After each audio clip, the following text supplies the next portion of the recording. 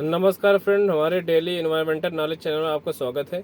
आज हम ड्राइविंग के बारे में बताएंगे। जैसा कि जो भी लोग नया सीखते हैं उनमें क्या क्या प्रॉब्लम आती है उनको। जब मैंने भी सीखी थी तो मैंने सोचा ये जो प्रॉब्लम आपके साथ शेयर करता हूं ताकि चलाने में बहुत ही आसानी हो जाए। तो जैसा कि सबसे पहले मैं आपको बताना चाहता हूँ कि इसमें जो ए, बी और सी ये तीनों हैं। एक्सीलेटर दाहिने पैर से शुरू करेंगे, राइट साइड से। एक्सीलेटर, ब्रेक और क्लच, ए बी सी। इसकी प्रैक्टिस करना बहुत ज़रूरी है। जैसा कि इसकी प्रैक्टिस अगर हो जाएगी तो हमें पता भी नहीं चलेगा कि हमारा कब ऐसे कि हमारे सबकॉन्शियस माइंड में ऐसा बैठ जाएगा, दिमाग और पैर का कॉम्बिनेशन ऐसा हो जाएगा कि जिस सिचुएशन के हिसाब से तुरंत ब्रेक दबेगी, कब क्लच दबानी, कब क्लच दबेगी, ऑटोमेटिक सिस्टम हो जाएगी जितना ज़्यादा इसका अभ्यास हो जाएगा। तो हमें इसका अभ्यास करना बहुत ज़रूरी है कि ये हमारी एक्सीलेटर है, ये ब्रेक है और ये क्लच है। तो इसका अभ्यास होने के बाद सेकंड स्टेप आता है हमारा। इस सीट को मैं थोड़ा आगे कर लेता हूँ। अब गाड़ी उठाने वाली बात होती है। सबसे पहले जो नए ड्राइवर होते हैं उनको सीखने के लिए गाड़ी उठाने में बंद हो जाती है। उसकी समस्या के लिए जैसे हमने मान लो अभी गाड़ी को स्टार्ट कर रखा है, ये हमारी गाड़ी स्टार्ट है और हमने इसमें फर्स्ट गियर डाल दिया, फर्स्ट क्लच दबाई हमने पूरी और ये फर्स्ट गियर डाल दिया।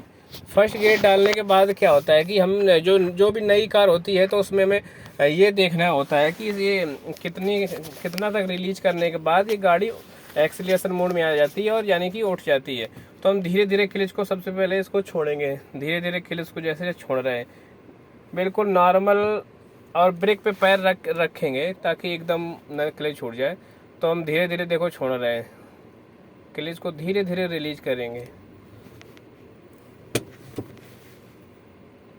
धीरे धीरे रिलीज के करने के बाद देखो हमारी गाड़ी अभी एक्सीलरेशन मोड में आ गई आगे की तरफ और चल पड़ी। ये देखो चल पड़ी गाड़ी। अब चलने के बाद में देखो अभी जैसे उठ गई।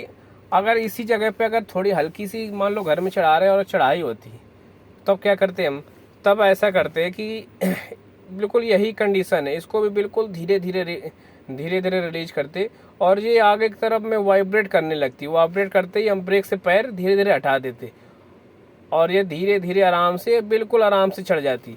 लेकिन अगर कहीं हम जा रहे हैं और बहुत ज़्यादा चढ़ाई है तो अब हमें दूसरा स्टेप लेना पड़ता है। जैसे कि आप ये देख पा रहे हैं हैंड ब्रेक लगा देंगे। हैंड ब्रेक लगाने के बाद में क्या करेंगे, हैंड ब्रेक लगाने के बाद में अब इसको हम धीरे धीरे, क्योंकि इस ब्रेक का काम खत्म हो गया, हैंड ब्रेक लगा दी, क्योंकि हमें इस पैर का यूज एक्सीलेटर के लिए करना है। क्योंकि वाइब्रेट होने के बाद में अगर ज़्यादा चढ़ाई है तो बंद हो जाएगी। तो क्या करेंगे हम कि अब इसको थोड़ा सा एक्सीलेटर दबाएंगे और क्लच को हल्का रिलीज करेंगे। जैसे ही गाड़ी आगे की तरफ धक्का लगने लगेगा, आगे की तरफ धक्का लगने लगेगा, वैसे ही हम ये हैंड ब्रेक डाउन कर देंगे। डाउन करते ही गाड़ी आगे की तरफ चढ़ पड़ेगी, क्योंकि पीछे गाड़ियां भी खड़ी रहती हैं तो हमारी गाड़ी पीछे न जाए। इसलिए सबसे ज़रूरी है कि हम इस ब्रेक का यूज़ तो कर नहीं सकते क्योंकि एक्सीलेटर दबाना पड़ेगा, इसलिए हम फिर ये हैंड ब्रेक का यूज करेंगे। अब दूसरा स्टेप ये चढ़ाई का हो गया। अगर ज़्यादा तेज चढ़ाई, अब इसमें देखो जैसे ये इसमें बैक गियर ऐसे पड़ता है, जैसे पीछे है, इसमें लीवर दे रखा है आजकल की गाड़ियों में। लीवर दबाया, आगे की तरफ ही डाल दिया, बैक गियर पड़ गया। इसके बाद में यही जो कुछ इम्पोर्टेंट चीज़ें थी जो आपको, और दूसरा जो गाड़ी का हम सीखते हैं हाईवे पर चलाना बहुत ही आसान है। गांव की गलियों में अगर चलाओगे तो आपको अंदाज़ा लग जाएगा कि मिरर से कितने दूर साइकिल वाला निकल रहा है, और अंदाज़ा लगाना ये बहुत ज़रूरी है।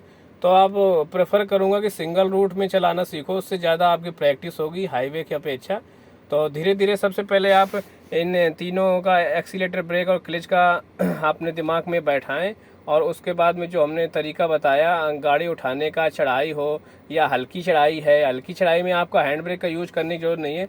हैंड ब्रेक में जैसे ही आप धीरे धीरे रिलीज करोगे वैसे गाड़ी वाइब्रेट करना शुरू हो जाएगी। वाइब्रेट करते ही आप ब्रेक को छोड़ दोगे, धीरे धीरे गाड़ी चढ़ जाएगी। तो थैंक यू। अगर ये आपको वीडियो पसंद आया, अगर आपको मदद मिलती थोड़ी भी, तो हमारे चैनल को लाइक एंड सब्सक्राइब करें। धन्यवाद।